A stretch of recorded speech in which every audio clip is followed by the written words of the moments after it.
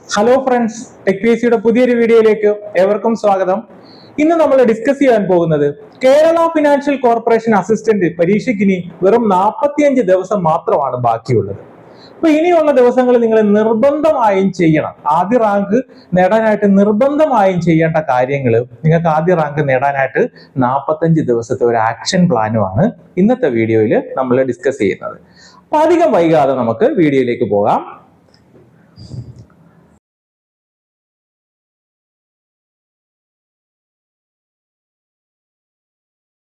അപ്പൊ ഞാൻ പറയുന്നത്, അപ്പൊ എന്താണ് നിർബന്ധമായിട്ടും ചെയ്യേണ്ടതെന്ന് ചോദിച്ചു കഴിഞ്ഞാൽ, നമുക്കറിയാം ഒരു പരീക്ഷയ്ക്ക് പോകുന്നതിന് മുമ്പ് നമുക്കറിയാം പരീക്ഷയ്ക്ക് നല്ല കോമ്പറ്റീഷനാണ്. ഇന്നത്തെ കാലത്ത് ഒരു ജോലി കിട്ടുക എന്ന് പറഞ്ഞാൽ വലിയ കാര്യമാണ്, വലിയ കോമ്പറ്റീഷൻ ആണുള്ളത്. ഒരുപാട് കുട്ടികൾ അവരുടെ ഫുൾ ടൈമായിട്ടും അല്ലാതെ അവരുടെ എഫക്റ്റീവായിട്ടുള്ള ടൈം ഒരുപാട് യൂട്ടിലൈസ് ചെയ്ത് ഒരുപാട് കുട്ടികൾ ഇരുന്ന് പഠിക്കുന്നുണ്ടാകും. അപ്പൊ അതിൽ നമുക്ക് മുൻനിരയിൽ എത്തിയാൽ മാത്രമേ നമുക്ക് ആദ്യ റാങ്ക് കിട്ടത്തുള്ളൂ.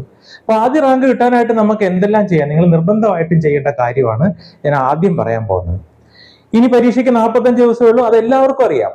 അപ്പൊ അതിൽ ഒരു 33 ദിവസം കൊണ്ട് നിങ്ങൾ ഫുൾ സിലബസ് കവർ ചെയ്തിരിക്കണം. അത് നന്നായിട്ട് പഠിച്ചുകൊണ്ടിരിക്കുന്നവരാകട്ടെ, ഇതുവരെ പഠിക്കാത്തവരാകട്ടെ, ആരായിരുന്നാലും 33 ദിവസം കൊണ്ട് നിങ്ങൾ ഫുൾ സിലബസ് കവർ ചെയ്തിരിക്കണം.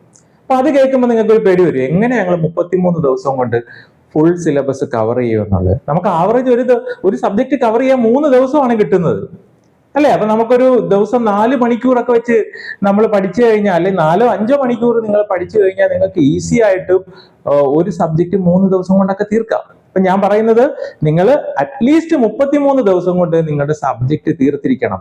അത് കംപ്ലീറ്റ് പഠിച്ചവരാകട്ടെ, ഇനി പഠിക്കാത്തവരാകട്ടെ, ഇതിനു വേണ്ടി മെനക്കെട്ട് ഇറങ്ങുവാണെങ്കിൽ നിങ്ങൾ 33 ദിവസം കൊണ്ട് ഫുൾ സിലബസ് കവർ ചെയ്തിരിക്കണം. ഇനി നിങ്ങൾ മനസ്സിലാക്കേണ്ട കാര്യം, ഓരോ സബ്ജക്റ്റും നിങ്ങൾ കവർ ചെയ്യുമ്പം ആ സബ്ജക്റ്റിലെ ടോപ്പിക് ടെസ്റ്റുകൾ ചെയ്യണം. ആ സബ്ജക്റ്റിൽ ഒരു റിവിഷനോടെ കംപ്ലീറ്റ് ചെയ്യണം. അല്ലാതെ ഇനി റിവിഷന് സമയമില്ല. അപ്പൊ ഓരോ സബ്ജക്റ്റ് കവർ ചെയ്യുമ്പോഴും ആ സബ്ജക്റ്റിലെ ടോപ്പിക് ടെസ്റ്റും കംപ്ലീറ്റ് ചെയ്തിരിക്കണം, അതിലെ റിവിഷൻ. അത് കഴിഞ്ഞതിന് ശേഷം നിങ്ങൾ എന്ത് ചെയ്യണം, നിങ്ങളുടെ സ്മാർട്ട് നോട്ട് മേക്ക് ചെയ്യണം. അപ്പൊ നിങ്ങൾ ആ സബ്ജക്റ്റ് കംപ്ലീറ്റ് ചെയ്ത് അതിലെ ടോപ്പിക് ടെസ്റ്റുകളും എഴുതി അതിന്റെ റിവിഷനും കഴിഞ്ഞതിന് ശേഷം മാത്രമേ നിങ്ങൾ സ്മാർട്ട് നോട്ട് ചെയ്യാവുള്ളൂ.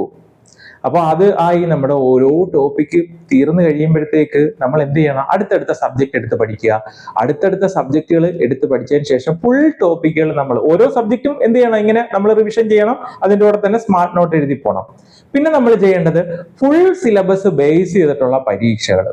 അത് ക്വാളിറ്റി പരീക്ഷകൾ എഴുതണം, മാതൃകാ പരീക്ഷകൾ എഴുതണം. അത് കൂടാതെ പ്രീവിയസ് ക്വസ്റ്റ്യൻസും ചെയ്യണം. അപ്പൊ ഏതൊക്കെ പ്രീവിയസ് ക്വസ്റ്റ്യൻ ചെയ്യണം എന്നുള്ള ഒരു വീഡിയോ നമ്മൾ തൊട്ട് മുമ്പേ ചെയ്തിരുന്നു.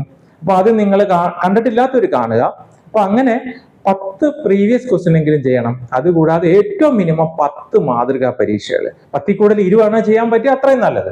അപ്പൊ അത് ചെയ്യണം. അത് ചെയ്തതിന് ശേഷം മാത്രമേ നമുക്ക് ഈ മാതൃകാ പരീക്ഷകൾ ചെയ്തതിന് ശേഷം മാത്രമേ നമ്മുടെ പ്രിപ്പറേഷൻ ഗ്യാപ്പ് ഐഡന്റിഫൈ ചെയ്യാൻ പറ്റുള്ളൂ. കാര്യം എന്താ, നമ്മൾ ഓരോ സബ്ജക്ട് വൈസും പഠിച്ചു, ആ സബ്ജക്ട് വൈസ് പരീക്ഷ എഴുതി, അല്ലെ? ആ സബ്ജക്ട് വൈസ് പരീക്ഷ എഴുതി, അത് റിവിഷൻ ചെയ്തു, സ്മാർട്ട് നോട്ട് മേക്ക് ചെയ്തു.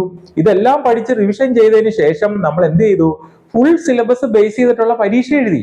പക്ഷെ ഫുൾ സിലബസ് ബേസ് ചെയ്തിട്ടുള്ള പരീക്ഷ എഴുതി കഴിയുമ്പം നമുക്ക് പ്രീവിയസ് ക്വസ്റ്റ്യൻ തന്നെ നമ്മൾ സോൾവ് ചെയ്യുമ്പോൾ കുറെ പ്രിപ്പറേഷൻ ഗ്യാപ്പ് നമുക്ക് കിട്ടും.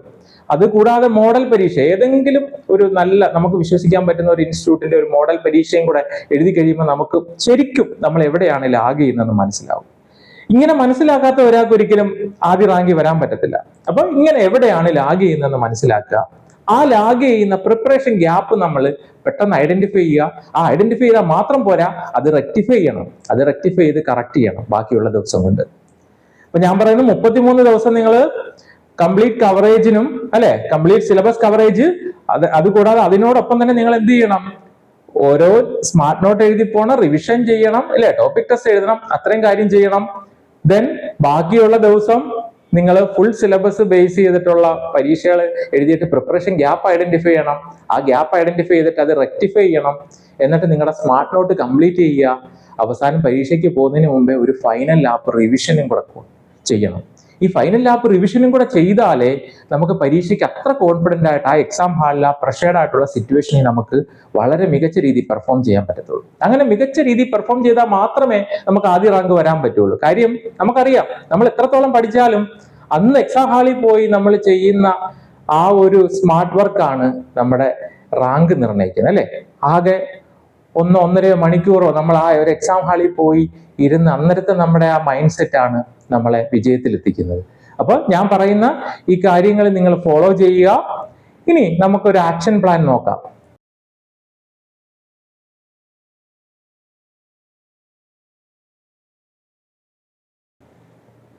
നമ്മൾ ആക്ഷൻ പ്ലാൻ നോക്കുമ്പം നമ്മൾ ഇവിടെ ഓരോ ദിവസമായിട്ട് പറയുകയാണ്. ഡേ 1 to 3 നമ്മൾ ഫസ്റ്റ് മോഡ്യൂൾ ഡേ 1 to 3 കൊണ്ട് ഫസ്റ്റ് മോഡ്യൂൾ കംപ്ലീറ്റ് ചെയ്യണം. ഫസ്റ്റ് മോഡ്യൂൾ അക്കൗണ്ടിങ് ആണ്. ഡേ 4ൽ അക്കൗണ്ടിങ്ങിന്റെ റിവിഷനും ടോപ്പിക് വൈസും നിങ്ങൾ മസ്റ്റ് ആയിട്ടും ചെയ്തിരിക്കണം. അപ്പൊ നമ്മള് 3 ദിവസമാണ് അക്കൗണ്ടിങ്ങിന് തന്നിരിക്കുന്നത്. അപ്പൊ ആ 3 ദിവസം കൊണ്ട് അക്കൗണ്ടിങ് പഠിക്കണം. അതോടൊപ്പം തന്നെ 4ാമത്തെ ദിവസം അതിന്റെ റിവിഷനും ടോപ്പിക് ടെസ്റ്റും മസ്റ്റ് ആയിട്ടും ചെയ്തിരിക്കണം. അപ്പൊ ടോപ്പിക് ടെസ്റ്റ് നിങ്ങൾ വിശ്വസിക്കാവുന്ന ഏതെങ്കിലും ഒരു ഇൻസ്റ്റിറ്റ്യൂട്ടിന്റെ മോക്ക് ടെസ്റ്റ് സീരീസ് തന്നെ ചെയ്യുക. നമ്മൾ തന്നെ ടോപ്പിക് ടെസ്റ്റ് ചെയ്യാനാണെങ്കിൽ ഒരുപാട് സമയമെടുക്കും. അപ്പൊ നമുക്ക് വളരെ കുറച്ച് സമയമുള്ളൂ. അത് നമ്മൾ എഫക്റ്റീവായിട്ട് യൂട്ടിലൈസ് ചെയ്യുക. സമയത്തെ എഫക്റ്റീവായിട്ട് യൂട്ടിലൈസ് ചെയ്യുന്നവനാണ് വിജയിക്കുന്നത്. അത് നിങ്ങൾ കൃത്യമായിട്ട് മനസ്സിലാക്കുക. അപ്പോൾ ഇതുവരെ പഠിക്കാത്തവർക്കും ഇനി ഒന്നേന്ന് പഠിച്ചു തുടങ്ങാൻ സമയമുണ്ട്. പക്ഷെ നമ്മൾ ഈ പറയുന്ന പോലെ വളരെ എഫക്റ്റീവായിട്ട് ടൈമിനെ യൂട്ടിലൈസ് ചെയ്ത് പഠിക്കുക. 45 ദിവസം മതി. നമുക്ക് 45 ദിവസം കൊണ്ട് നമുക്ക് അത്ഭുതങ്ങൾ കാണിക്കാം. നമ്മൾ അത്രയും എഫോർട്ട് എടുത്താൽ മതി. അപ്പൊ 4 മണിക്കൂർ എന്നുള്ള ഒരു 6 മണിക്കൂറൊക്കെ വെച്ച് പഠിക്കുന്ന ഒരാൾക്ക് 45 ദിവസം എന്ന് പറയുന്നത് 45 ദിവസം പോലും വേണ്ട. യഥാർത്ഥത്തിൽ 1 മാസമൊക്കെ മതി. നമ്മൾ വെറുതെ നിന്ന് പറയുന്നതല്ല. നമ്മളൊക്കെ ഒരുപാട് പരീക്ഷകൾ ക്രാക്ക് ചെയ്തിട്ട് ഒരുപാട് ജോലികൾ കിട്ടി അതിന്റെ ഒരു എക്സ്പീരിയൻസ് പറയുന്നതാണ്. അത് നിങ്ങൾ മനസ്സിലാക്കുക. ദെൻ 5ാമത്തെ 6ാമത്തെ ദിവസം കൊണ്ട് നിങ്ങൾ 2ാമത്തെ മൊഡ്യൂൾ ആയിട്ടുള്ള ഫിനാൻഷ്യൽ മാനേജ്മെന്റ് കംപ്ലീറ്റ് ചെയ്യുക. 7ാം ദിവസം കൊണ്ട് തന്നെ നിങ്ങൾ ഫിനാൻഷ്യൽ മാനേജ്മെന്റ് റിവിഷൻ ചെയ്യണം, ടോപ്പിക് ടെസ്റ്റും ചെയ്യണം. ദെൻ 8ഉം 10ഉം ദിവസം കോസ്റ്റ് അക്കൗണ്ടിങ്ങിനാണ് കൊടുത്തിരിക്കുന്നത്. ദെൻ 11ാമത്തെ ദിവസം കോസ്റ്റ് അക്കൗണ്ടിങ്ങിലെ റിവിഷനും ടോപ്പിക് ടെസ്റ്റും നിങ്ങൾ മസ്റ്റ് ആയിട്ടും ചെയ്തിരിക്കണം. ഇനി 12ഉം 13ഉം ദിവസം നിങ്ങൾ മൊഡ്യൂൾ 4 മാനേജ്മെന്റ് ഒരു ചെറിയ ടോപ്പിക്കാണ്. അത് 12ഉം 13ഉം ദിവസം കൊണ്ട് നിങ്ങൾ കംപ്ലീറ്റ് ചെയ്യുക. 14ാമത്തെ ദിവസം റിവിഷനും ടെസ്റ്റ് സീരീസും. ദെൻ 15ഉം 16ഉം ദിവസം കൊണ്ട് മാനേജീരിയൽ എക്കണോമിക്സ് കവർ ചെയ്യുക. 17ാമത്തെ ദിവസം അതിന്റെ റിവിഷനും ടെസ്റ്റ് സീരീസും. ടോപ്പിക് ടെസ്റ്റ് ആണ് പറയുന്നത്. ദെൻ 18 തൊട്ട് 20 വരെ ദിവസങ്ങൾ നിങ്ങൾ എന്ത് ചെയ്യുക? മൊഡ്യൂൾ 6 കമ്പനി ലോ കംപ്ലീറ്റ് ചെയ്യുക. 21ാമത്തെ ദിവസം കമ്പനി ലോയുടെ റിവിഷനും ടെസ്റ്റ് സീരീസും കംപ്ലീറ്റ് ചെയ്യുക. ദെൻ 22ഉം 23ഉം ദിവസം കൊണ്ട് നിങ്ങൾ മൊഡ്യൂൾ 7 ക്യാപിറ്റൽ മാർക്കറ്റ് കംപ്ലീറ്റ് ചെയ്യുക. 24ാം ദിവസം അതിന്റെ ടോപ്പിക് ടെസ്റ്റും റിവിഷനും. ദെൻ 25, 26 ദിവസം കൊണ്ട് 25ഉം 26ാം ദിവസം കൊണ്ട് നിങ്ങൾ എന്ത് ചെയ്യണം? Module 8 fundamentals of income tax നിങ്ങൾ കംപ്ലീറ്റ് ചെയ്യണം. ദെൻ 27ാം ദിവസം അതിന്റെ റിവിഷനും ടെസ്റ്റ് സീരീസും. ദെൻ 28, 29 ദിവസങ്ങളിൽ നിങ്ങൾ ചെയ്യണം മൊഡ്യൂൾ 9 മാർക്കറ്റിംഗ് മാനേജ്മെന്റ്. അത് കംപ്ലീറ്റ് ചെയ്യുക. 30ാമത്തെ ദിവസം മാർക്കറ്റിംഗ് മാനേജ്മെന്റിന്റെ റിവിഷനും ടെസ്റ്റ് സീരീസും.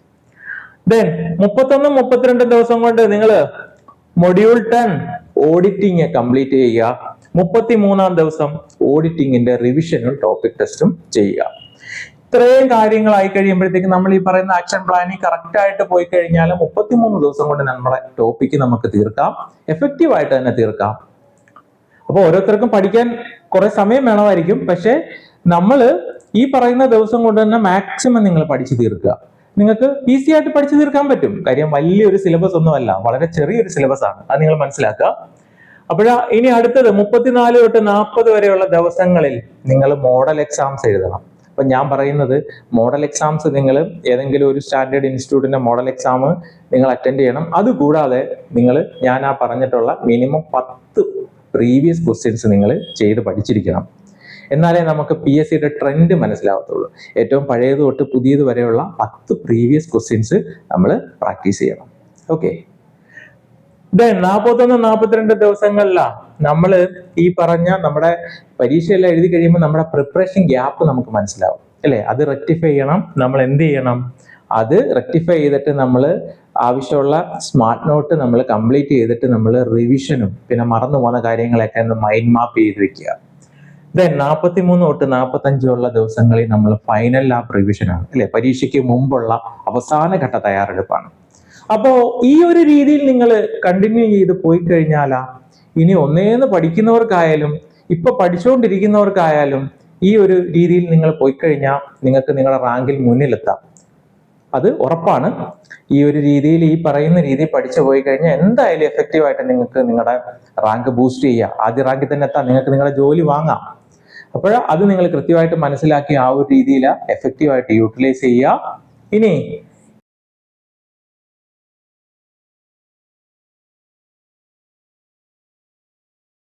ഇത് സ്വന്തമായിട്ട് ചെയ്യാൻ പറ്റാത്ത ആൾക്കാർക്ക് നിങ്ങൾക്ക് ഒരു ഹെൽപ്പ് വേണമെന്നുണ്ടെങ്കിൽ ടെക് PSCയുടെ എഫക്റ്റീവ് ആയിട്ടുള്ള 45 days റിവിഷൻ കോഴ്സ് ഉണ്ട്, അതിൽ ജോയിൻ ചെയ്യാം. അതിനകത്ത് കേരളത്തിലെ ഏറ്റവും മികച്ച അധ്യാപകരായിരിക്കും ക്ലാസ് എടുക്കുന്നത്.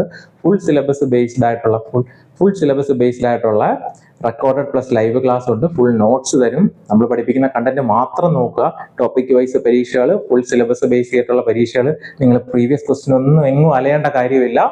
പിന്നെ ഡൗട്ട് ക്ലിയറൻസും മെന്റർഷിപ്പും എല്ലാം ഉണ്ട്. പരീക്ഷയ്ക്ക് ആദ്യ റാങ്ക് മേടിക്കാൻ വേണ്ട എല്ലാ ഹെൽപ്പുകളും നമ്മൾ പ്രൊവൈഡ് ചെയ്യും. അപ്പോഴാ ഈ എക്സാമിന് പ്രിപ്പയർ ചെയ്തുകൊണ്ടിരിക്കുന്നവര് നിങ്ങൾക്ക് നിങ്ങളുടെ റാങ്ക് ഒന്ന് ബൂസ്റ്റ് ചെയ്യണം, നിങ്ങൾക്ക് എഫക്റ്റീവായിട്ട് പഠിക്കണം, ഇപ്പോൾ നിങ്ങളുടെ പഠിത്തം അത്ര പോരാ എന്ന് തോന്നുന്നവർക്കെല്ലാം നമ്മുടെ കോഴ്സിലേക്ക് വളരെ ധൈര്യമായിട്ട് ജോയിൻ ചെയ്യാം. നിങ്ങൾക്ക് നിങ്ങളുടെ ആദ്യ റാങ്ക് ഉറപ്പിക്കാം.